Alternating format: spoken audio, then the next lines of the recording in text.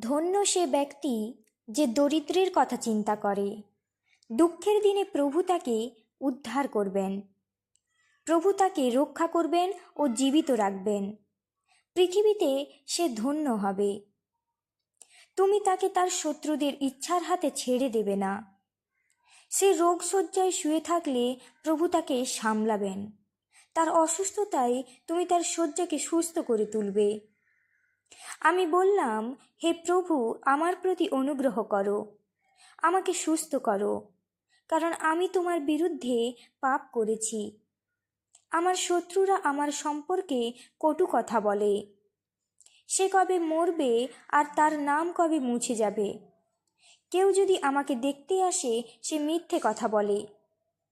তার হৃদয় ভেতরে ভেতরে অন্যায় জমায়, আর বাইরে গিয়ে তা ছড়িয়ে দেয়। আমার সব শত্রু একত্র হয়ে আমার বিরুদ্ধে ফিসফিস করে, আমার ক্ষতির কল্পনা করে। তারা বলে, তার ওপর তো মারাত্মক রোগ লেগেছে, এবার সে শয্যা ছেড়ে আর উঠবে না।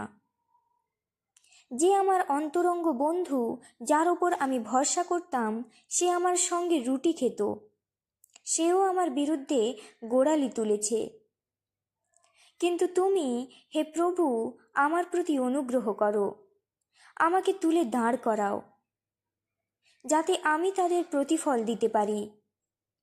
এতে আমি জানব যে তুমি আমার প্রতি প্রসন্ন, কারণ আমার শত্রু আমার উপর জয়ী হয় না।